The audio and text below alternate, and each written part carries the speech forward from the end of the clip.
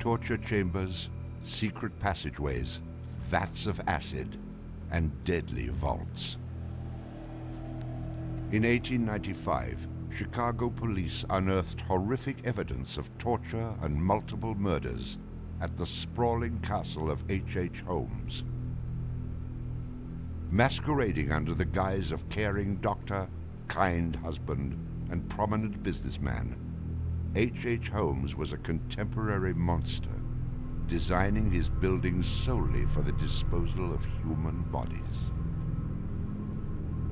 Torture doctor, monster of 63rd Street, H.H. Holmes was America's first serial killer.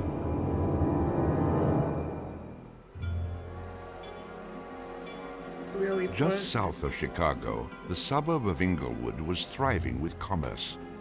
The train station itself had 9 leading lines of railway and over 100 trains stopping there every day. No other suburb of Chicago had this luxury. Dr. Henry Howard Holmes, a pleasure to meet you. Arriving in Chicago, Holmes finds work immediately at the E.S. Holton drugstore, located at the southeast corner of 63rd and Wallace in Englewood. Several months later, Everett Holton dies of supposed natural causes. Then Claire Holton, his wife, disappears after selling the drugstore to Holmes. Owning the drugstore, Holmes had a steady flow of cash. He would often purchase and resell goods and properties under his numerous aliases. In addition to scamming creditors, Holmes obtained his funds from other phony inventions, such as a mineral water elixir, which in reality was obtained from the city's water supply. 1888, Holmes secures a lease on the vacant property across the street from the drugstore, the southwest corner of 63rd and Wallace. It is here that Holmes will make his horrific dreams come true. He will construct a building for which the entire world will remember him. Fantasies start very young, and so what he did then was he took a step further of his fantasies to make it reality.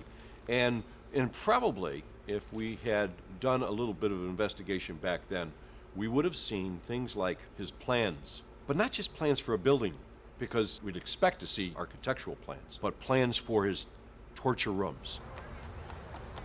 For the suburb of Englewood, the building Holmes is erecting at 63rd and Wallace is a massive construction project. Day after day, passers-by stop to gaze at the spectacle of the many laborers working together to create a magnificent new edifice in their neighborhood. Englewood residents were so impressed with the massive building that they named it the Castle. From its outward appearance, it seemed rather normal. But like the duality of Holmes, the exterior and interior of the building were extremely different. Holmes himself was the architect of the building. He was the only one who knew its design. There was this constant turnover of workers on the building. He would hire a mason to put in a wall and then fire the guy, or hire somebody to put in part of a staircase and then fire him. And there seemed to be several very sinister reasons behind that. One was he managed not to pay a lot of these people because he was always claiming that they were doing incompetent work. But the other, much more insidious reason was that no one except him really had a clear idea of what the structure of the interior of the house was. He had a huge bank vault installed in one of the rooms. And the way he did it was he put the vault in first while the building was under construction, and then built the room around it. And he bought this thing on credit and then refused to pay for it. The bank company said they were going to repossess the vault. Holmes said, well, come on in and do, but if you damage my building in any way, I'm going to sue you for everything you're worth. The bottom floor of the castle housed a pharmacy, jewelry store, barber shop, restaurant, and a blacksmith shop. Behind this innocent facade was a Gothic house of horrors designed by the mind of a monster.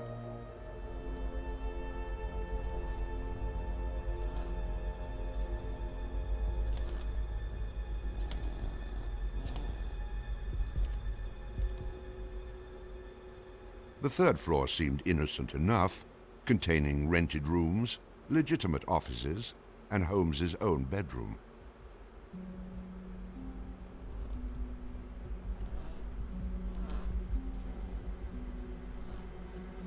But it was the second floor that contained 35 rooms, many specifically designed as killing chambers.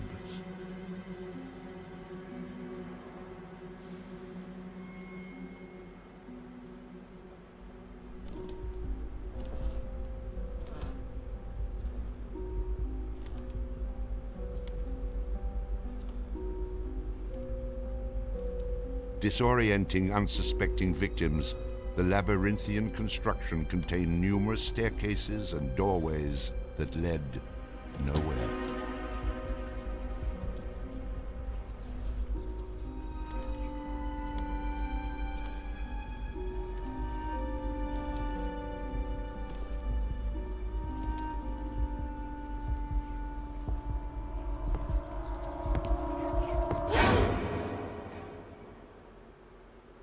For a quick method of hiding a victim's body, a concealed greased chute and trapdoor led directly into the basement of the castle.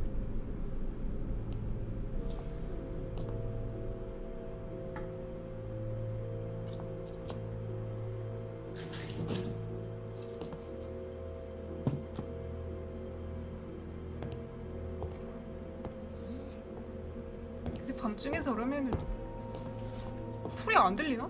다른 방에?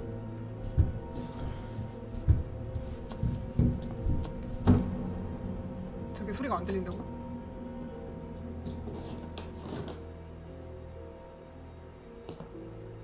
저기 티 나는데. The basement held the most terrifying rooms, resembling a medieval torture dungeon. Acid vats, quicklime pits, and a crematorium disguised as a glass-bending furnace were Holmes's favorite methods of immediate body disposal. 태우는 거 냄새도 안 난다고?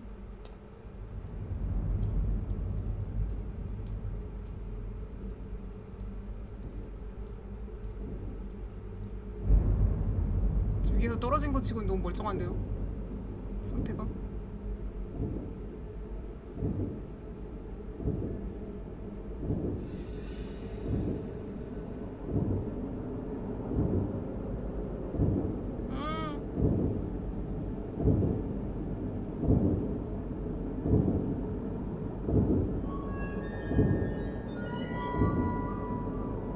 After cleaning and mounting their bones, Holmes would profit from his victims by selling their skeletons to local medical schools and universities.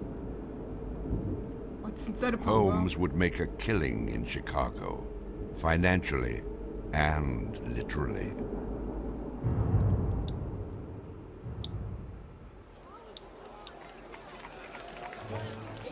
No. I don't know. 진짜로 팔았어.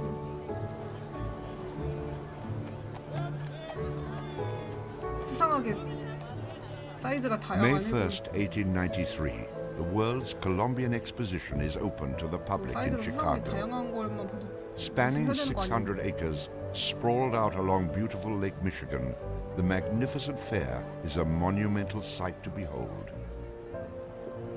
Over 20 million people from around the world would attend the dazzling World's Fair between May 1st and October 30th, 1893.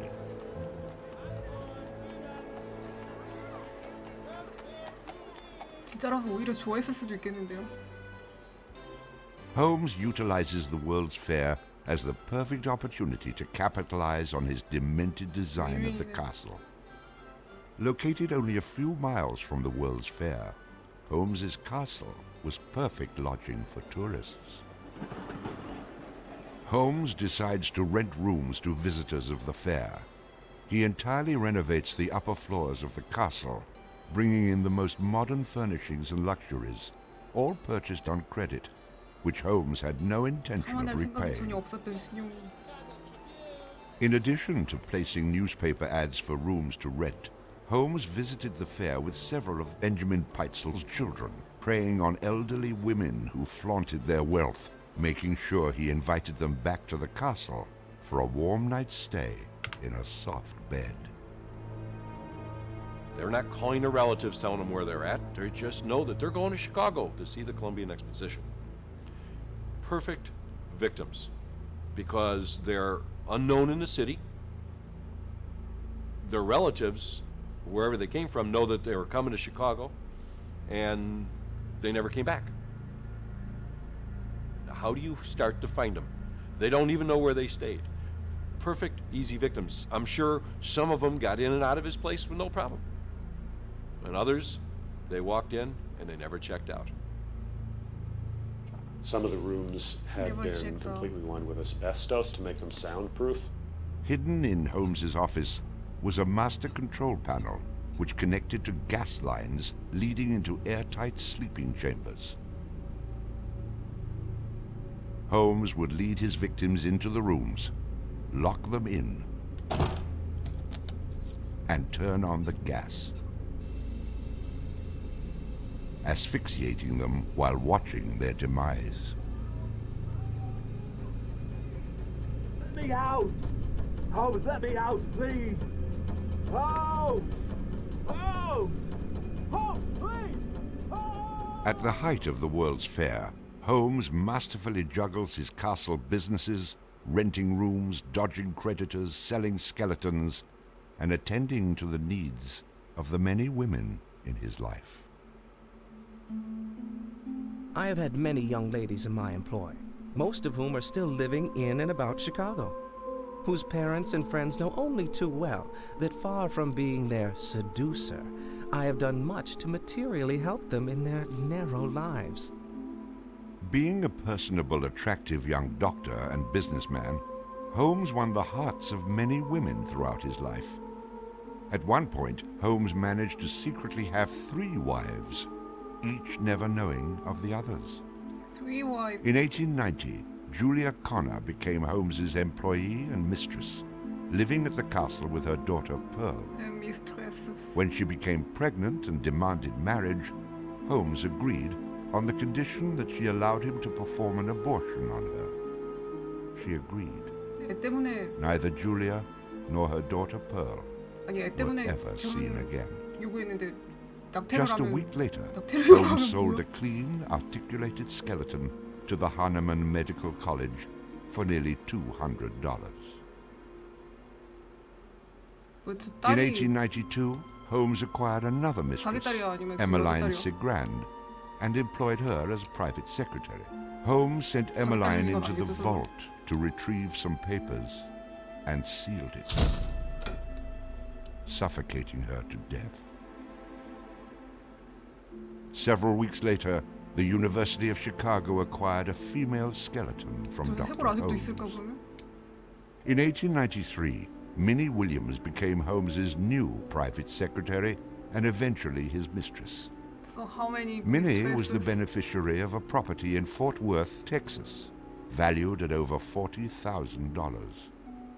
Holmes murdered Minnie and her younger sister Nanny after having Minnie sign over the Fort Worth property to him. In 1894, Georgiana Yoke became Holmes's 3rd wife. He married her under the name Henry Mansfield Howard. Like his other legitimate wives, Georgiana lived out her entire life. On July 19, 1895, Chicago police enter the Holmes castle. The world would now learn of the horrors that the castle had kept secret for so very long.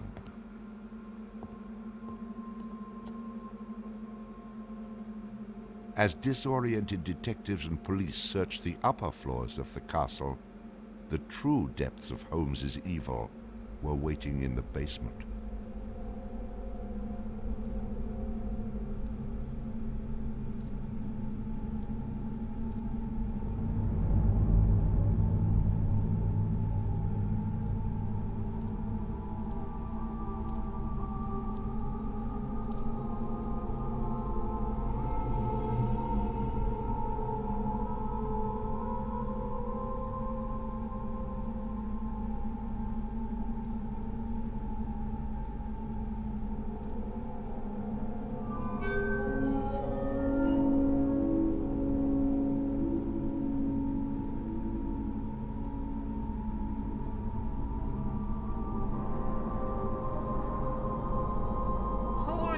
Enter the dungeon.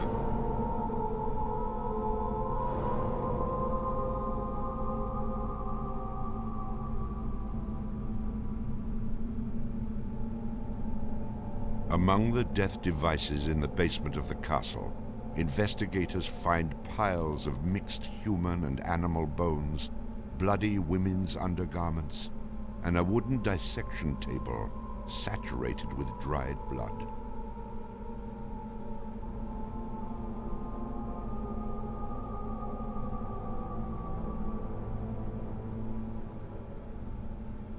Chicago police were inundated with names of people reported missing from the World's Fair.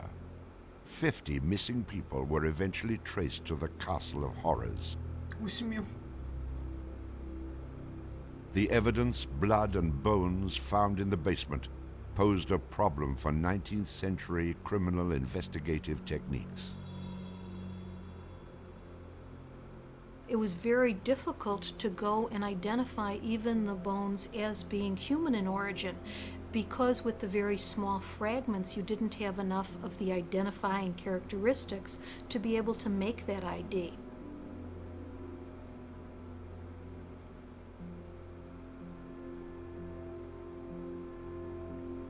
The world is now calling Holmes the monster of 63rd Street, torture doctor, and the modern Bluebeard. 레알 푸르수염인데. Overnight, Holmes transforms from arch-swindler to arch-fiend. A Chicago journalist calls Holmes a multi-murderer. 푸르수염에 꿈을 The Holmes case generated this incredible amount of national attention and really international attention. Really, in his own time and in America, Holmes was much more notorious and more widely known than Jack the Ripper, who was a contemporary of his. Then as now, people were very, very fascinated to sort of visit the sites of these terrible crimes, and his castle became a kind of tourist site, and there were various people who wanted to take it over and turn it into a kind of murder museum. And then, just before some impresario was about to make it again into this tourist attraction, it burnt down. Somebody burnt it down. I mean, it could have been, who knows, some outraged citizen who didn't want this to become some very morbid tourist 그런 걸 attraction. 기술하고 싶은 마음이 날까?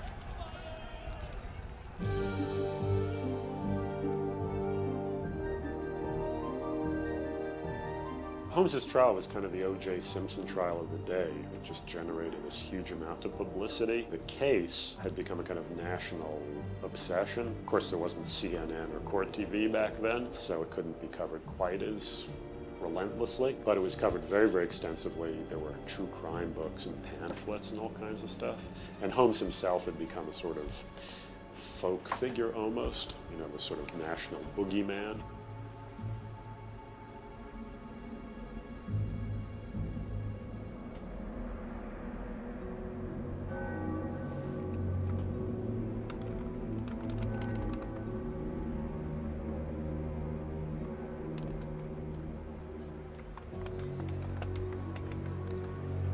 The courtroom fills for the final verdict to be read. Holmes becomes extremely nervous when not one of the jury members looks at him. In his entire criminal career, this is the moment Holmes never believed would occur. He is found guilty of murder in the first degree. Herman Webster Mudgett, alias H.H. Holmes, would be hanged on May 7th, 1896.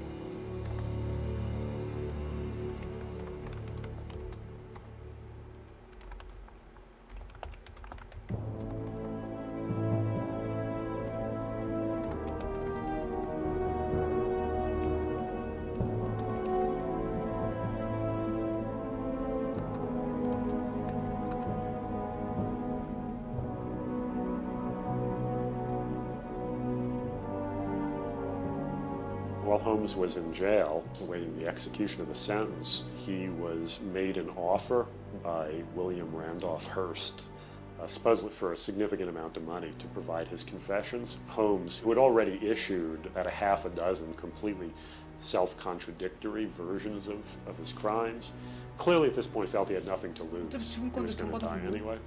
In this confession, he did a complete about-face and portrayed himself as the worst monster who ever lived. He just basically confessed to every crime anybody had ever suspected him of and threw in a few more for good measure. He's reliving the fantasies after the fact now. He's reliving the fantasies of things that he did. She was very willing to do this, and prepared to leave the vault upon completing the letter, only to learn that the door would never again be opened until she had ceased to suffer the tortures of a slow and lingering death. The partial excavation in the walls of this room found by the police was caused by Latimer's endeavoring to escape by tearing away the solid brick and mortar with his unaided fingers. I closed the door and turned on both the oil and steam to their full extent. In a short time, not even the bones of my victim remained. It was the footprint of Nanny Williams that was found upon the painted surface of the vault door, made during her violent struggles before death. Only one difficulty presented itself. It was necessary for me to kill him in such a manner that no struggle or movement of his body should occur. I overcame this difficulty by first binding him hand and foot, and having done this, I proceeded to burn him alive by saturating his clothing and his face with benzene and igniting it with a match. As soon as he had ceased to breathe, I cut his body into pieces, and by the combined use of gas and corn cobs, proceeded to burn it with as little feeling as though it had been some inanimate object. I immediately took them to the Vincent Street house, and compelled them to get within the large trunk, through the cover of which I had made a small opening, and ended their lives by connecting the gas with the trunk. Then came the opening of the trunk, and the viewing of their little blackened and distorted faces.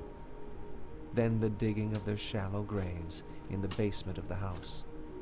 The ruthless stripping off of their clothing, and the burial without a particle of covering save the cold earth.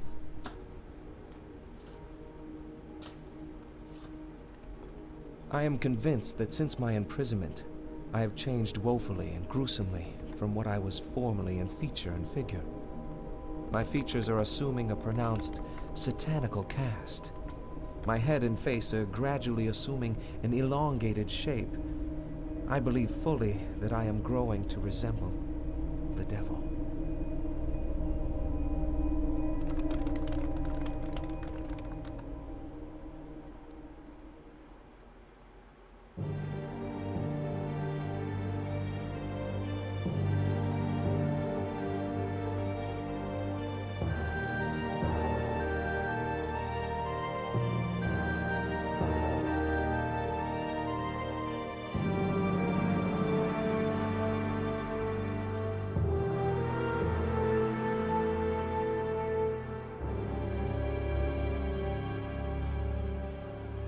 On the gallows, just before he died, he recanted. He claimed that the confession that he had published was a complete fabrication. The extent of my wrongdoing in the taking of human life consists in contriving the killing of 2 women that have died at my hands as a result of criminal operations. That is all I have to say.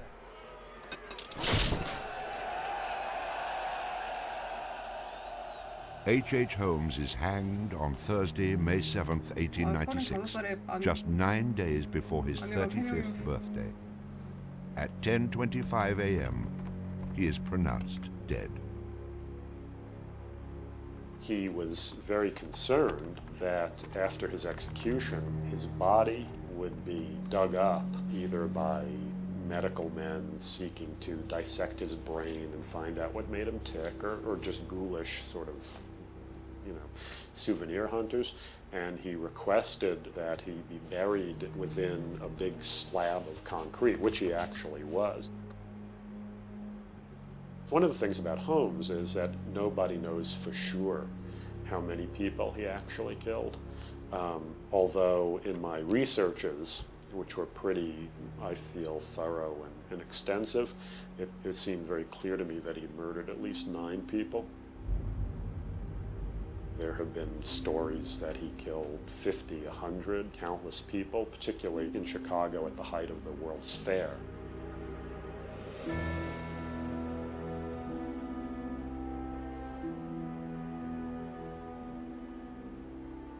How many people did Holmes actually murder? Most likely, no one will ever know. Holmes and the many other people that came in contact with him are long gone, having taken the answers with them to their graves. I was born with the devil in me. I could not help the fact that I was a murderer no more than the poet can help the inspiration to sing. I was born with the evil one standing as my sponsor beside the bed where I was ushered into the world, and he has been with me since.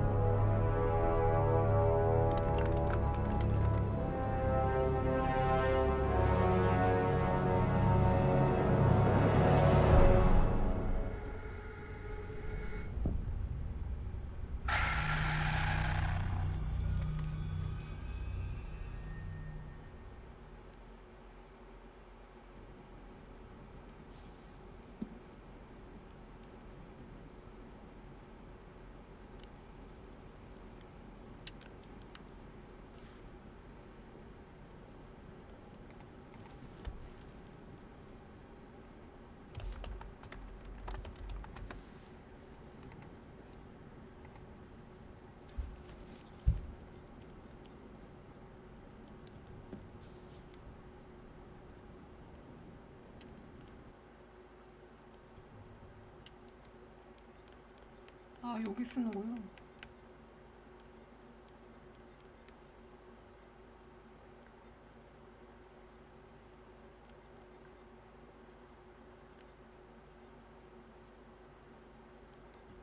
Why do I have to buy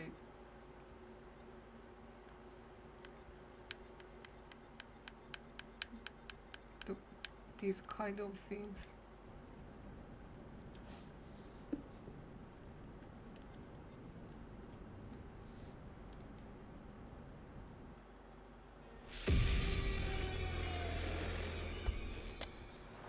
So, what do we know about this guy? He's rich, he's a recluse, he's obsessed with H.H. Holmes. We're going to a property he inherited from a relative. Some of the rooms are full recreations from the murder castle. Dumet has blueprints, documents, artifacts. Totally sane, I'm sure. There are various elements we knew we wanted to explore when designing the hotel, from developing areas and set pieces that generated a constant sense of uneasiness and tension, to memorable trap rooms that forced the player into frantic life and death decisions. I'm so sorry. We took a lot of inspiration from Holmes' original murder castle, as we wanted to capture the way that Holmes' castle was created to disorientate and confuse his victims. Welcome to the World's Fair Hotel. As cunning as Dumet is, not everything in his castle runs like clockwork anymore. His operation has become so vast that he can't maintain everything, and the Lonnet crew have turned up at just the right time to exploit that. The production design for the hotel needed to reflect the original design, utilising a Victorian-style facade and castle turrets, interiors with ornate mouldings and panelling, being made larger to accommodate the game's intention to be used as a vast labyrinth to create fear and horror. This included the hidden rooms, sliding walls, trapdoors, and secret basements, but with extra central monitor rooms and death rooms, all hidden from the guests, providing multiple layers and multiple levels to explore, unveiling the horror within. Special attention was given to the design of the areas such as the lobby, the bar area, and the dining rooms to provide an authentic, believable Victorian hotel, bringing a feeling of magnitude and foreboding to intimidate the player. Guys? Is that you? The hotel guest rooms were designed to be opulent yet aged, in keeping in style with furnishings and fittings, yet having additional modern electronic window shutters installed to trap the victims. Secret observation rooms were also built adjoining, with hidden doorways to enter.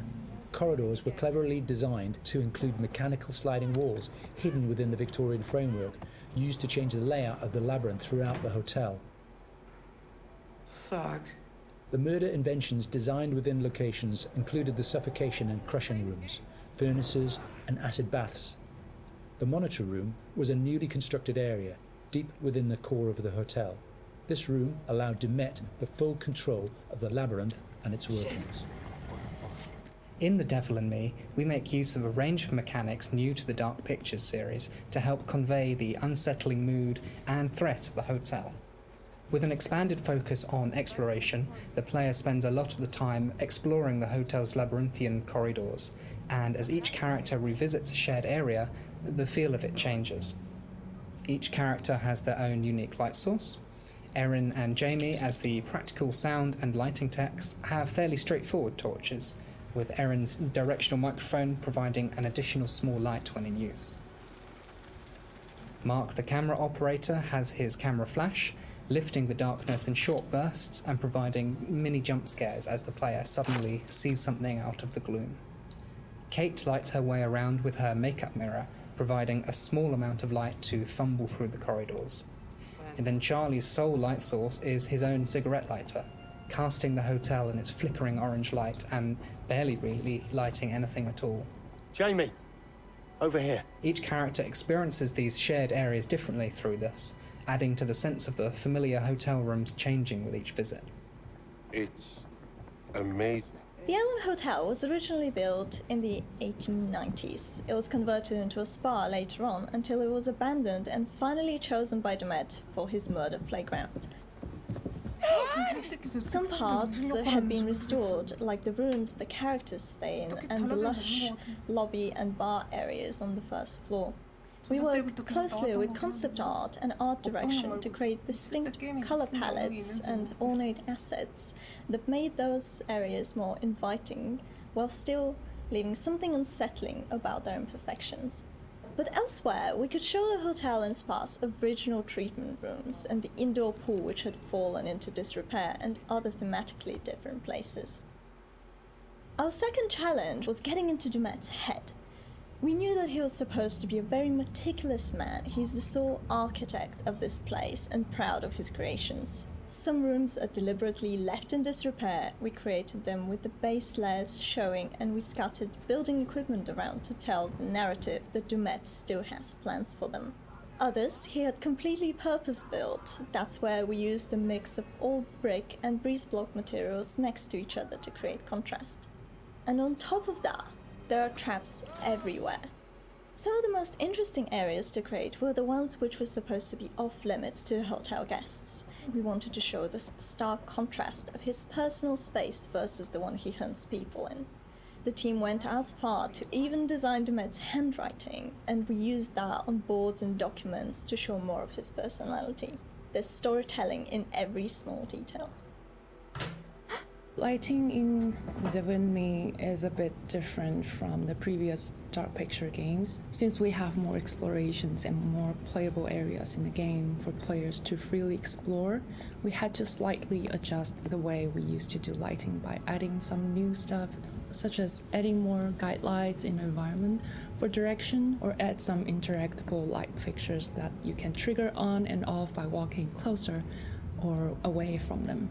So there are 4 types of lighting styles in the hotel. The first one is the regular hotel areas where everyone should feel safe and cozy. We try to use more bright, warm color lights with different elegant light fixtures. And the second one is the areas that are either under constructions, used as Dumet's workshop, or places only lit by moonlight or should be pitch black. We used cooler temperature lights or even blue lights for these kind of areas with very low light intensity and very heavy volumetric fog to enhance the claustrophobic vibe and to elevate the tension. So the third one would be the control room where Dumet watches and controls all the activities in the hotel. We want this room to be especially bright, like an industrial warehouse with a cool, eerie mood to separate it from the other rooms. And the last one is all the rooms that are designed to be slaughter stages. Killing is like creating art to Dumet, and he wants all his artworks to be presented epically with audiences, classical music, and beautiful lighting setup. So in these areas, unlike the others that have more neutral color in the lights, we tend to artificially light these areas with either theatrical lighting or use high contrast saturated lighting setup so that we know something is going to happen. If we don't do something, both of them will die, Mark. We wanted to provide players with a truly realistic historical Sonic experience whilst inside the murder castle. We researched multiple properties and buildings built within the same period as the original Chicago murder castle. Authentic door foley and sound effects elements were high on our priority list. We recorded multiple door openings, closings, handles, rattles and squeaks. Throughout pre-production, we'd seen all the variations of emotion characters would be displaying when using the doors, ranging from calmness through to blind panic and incensed rage. All these emotions could be channeled into the performance we recorded. Another element of the soundscape we went into considerable detail recording was floorboard and stair creaks. Virtually every step we took provided us with a distinctive and unique sound. We recorded these creaks in 3 states: running, walking, and walking slow. To further add to this, as the characters climb higher inside Dumet's murder castle, the creaks will become more frequent as you enter unfinished rooms, exposed walkways, and the structural integrity of the hotel becomes more dangerous and unstable. In terms of the music, we chose various 19th century pieces of classical music and opera to accompany the murder scenes. These would have been the pop music tracks around the time of H.H. Holmes, providing a cognitive link between past and present. Classical music and opera accompanies a lot of the murder scenes, often playing through a gramophone or a tannoy, which is then fed back through our bespoke impulse responses to allow the music to naturally echo throughout the cellars and corridors of the space. What is this? We took a similar approach as well with the abstract sound design, including nods to classic horror films with really discordant, unnerving piano impacts and bowed metal interspersed with electromagnetic recordings, synths and ultra-modern distortion to provide that juxtaposition and that link through time between the historical setting and the modern-day story. Designing the hotel as a play space presented different challenges than previous Dark Pictures games. We've gone from quite open environments in House of Ashes and Little Hope to a more enclosed one with the hotel. The ability to revisit previous environments at different points in the story, with different layouts and different emotional states, meant that we had to collaborate very closely with each other to make sure we designed each area to cater for every requirement. We had to think how a lit corridor would feel if multiple characters roaming around it, versus the same corridor drenched in darkness with just a singular player character. Empty hotels are inherently eerie, and it allowed us to play with the idea of liminal space to try and create a murder castle that felt uncanny. It's something that felt truly unique.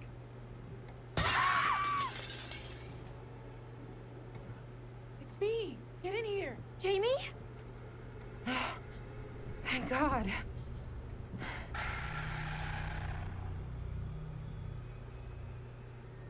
쟤네 같이 다니다 보네. 저 살아있으면.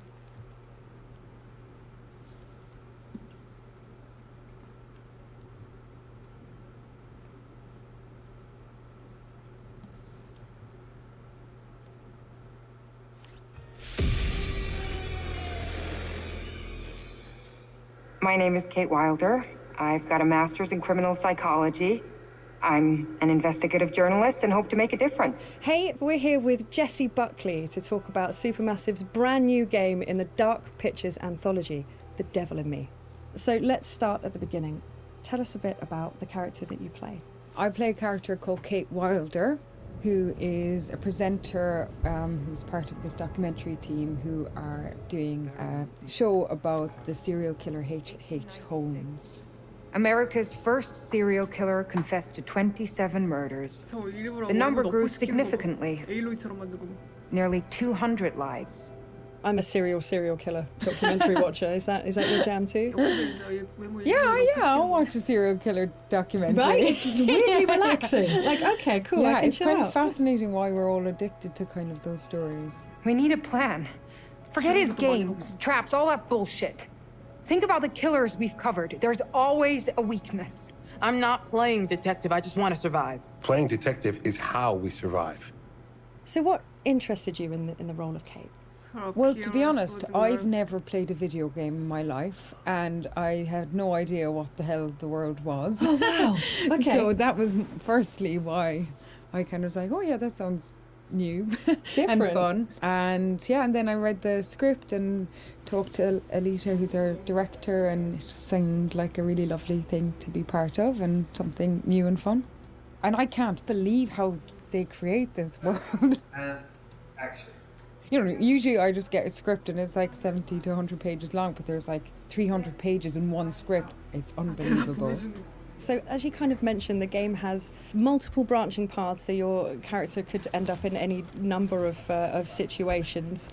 What's it like to film a scene, multiple times with different endings? What I've found is like you can only be in whatever strand you're in at that time and figure out the emotion of it at that moment, because then you can offer up something completely different when you go into a different strand. And it's a very like immediate experience, which I guess is also what a player will feel when they're doing it as well. So I just kind of try and keep my head in where we are right there at that moment. And if I was trying to think of what was happening in the other strand, it would be a disaster. It must be really hard, yeah, because you kind of have this mapping, I suppose, in your brain of what the outcomes could be, and then just trying to stay in that moment.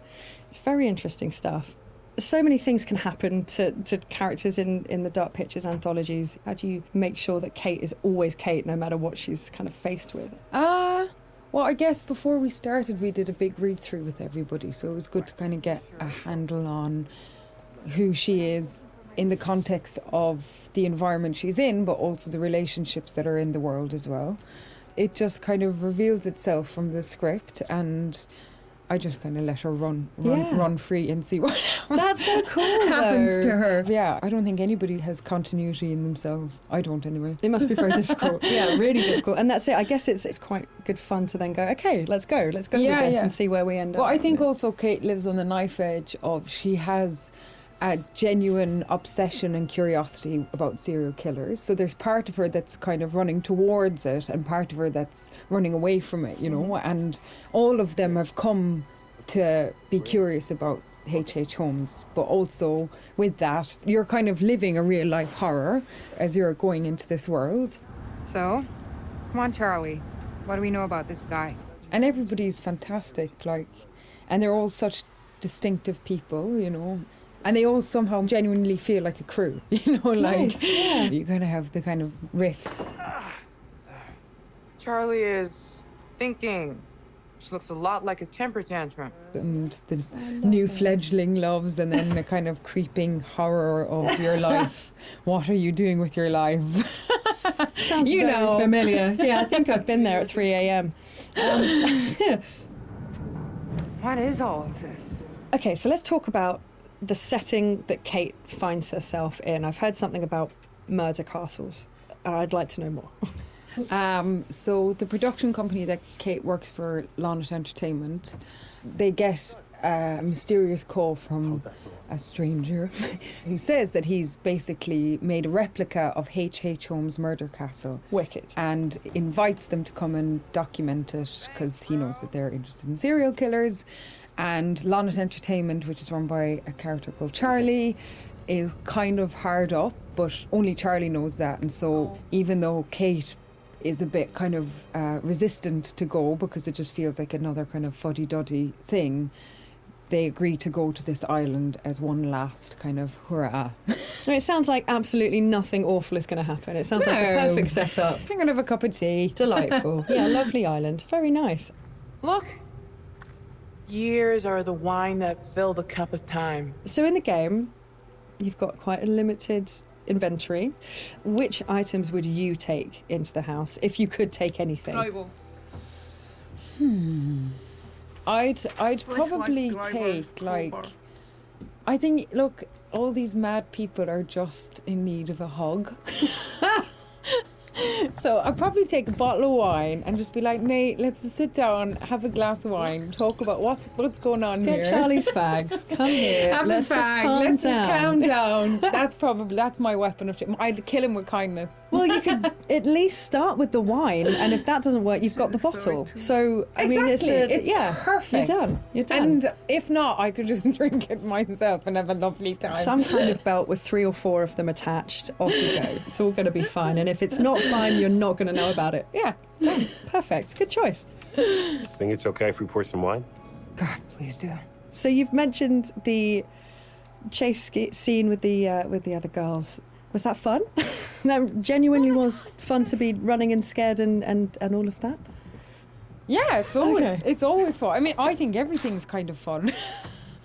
So, thank God it's not something that happens regularly in your real life. So when you get to be part of something where it's super heightened and surprising and otherworldly things can happen, and you've got these 2 excellent kind of birds beside you who are like fighting off the demons, and you're genuinely scared and you're kind of doing it together, it's it's brilliant. Move your ass! Go! I've been around mocap, I've seen mocap, it fascinates me. What was that like? And more so, what's it going to be like to see your face in a video game? To wear a mocap is like, I mean, you just feel like you've got a huge nose because you've got this cycling helmet on, but then it has a huge beak at the end where there's a camera. And sometimes when they're putting it on, you can see the other actors already kind of lined up, and it's very close. It's very scary. No! You're gonna kill me! But yeah, I think it'd be super interesting. I don't know, maybe I'll look a bit better. They'll doctor me off something. Kate's just a better version of me. Yeah, it'll be really interesting. It's going to be very cool. As far as, let's say, traditional acting versus video game acting, what were the differences? Was there a huge kind of difference between the two? I'd say the main difference is just the speed at which you work when you're making a video game. You still have the same intention, and narratively it's the same kind of experience because you're creating characters together and you're creating a world together, and our wonderful director is like interacting with us as a film director would. And also you're on a stage where there's little square boxes and there isn't a costume, you know, that's something that's added later, and all that's being caught is the emotions on your face.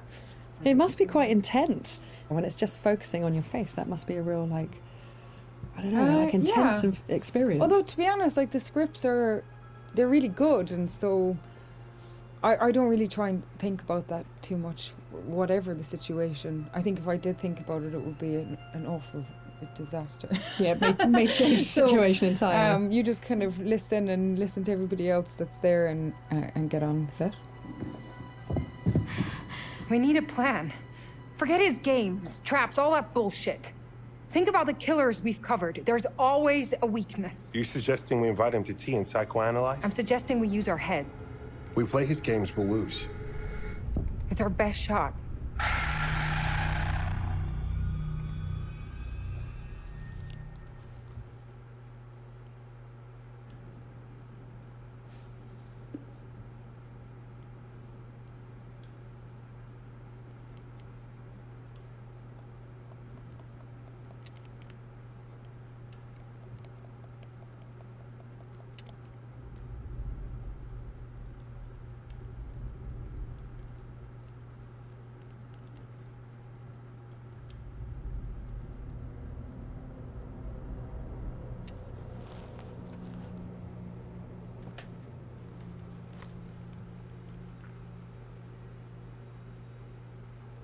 Before it, I have to find a walkthrough. 제가 배드 엔딩 봐서 그런 걸 수도 있어요.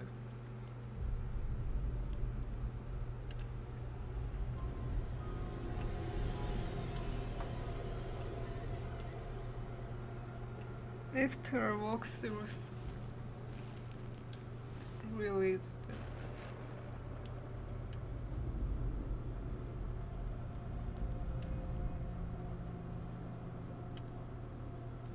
아이고.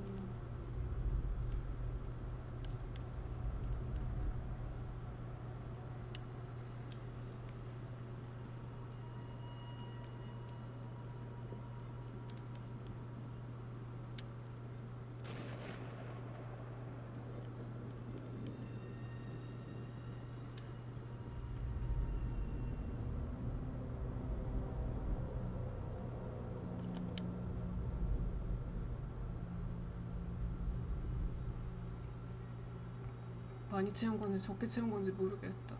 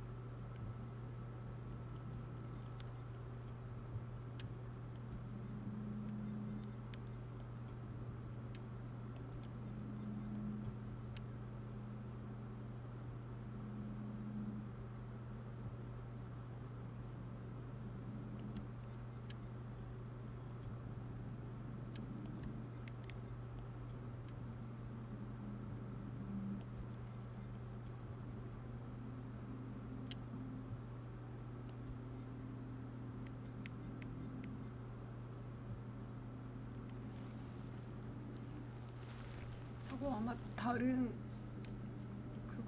애들 살아있어야 갈 수 있는 루트에서 나오는 것도 있을 것 같은데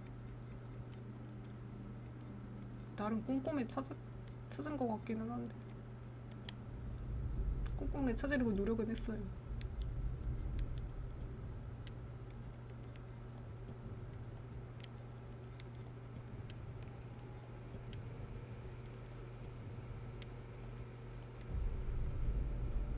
재밌겠네요. 이 시리즈 중에서는 제일 괜찮은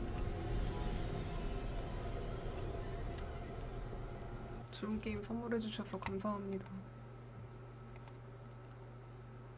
공략 나오면은 저는 생존이 있을지 모르겠는데 일단 공략 나올 때까지 기다려야 될 것 같네요. Thanks for watching and have a nice weekend.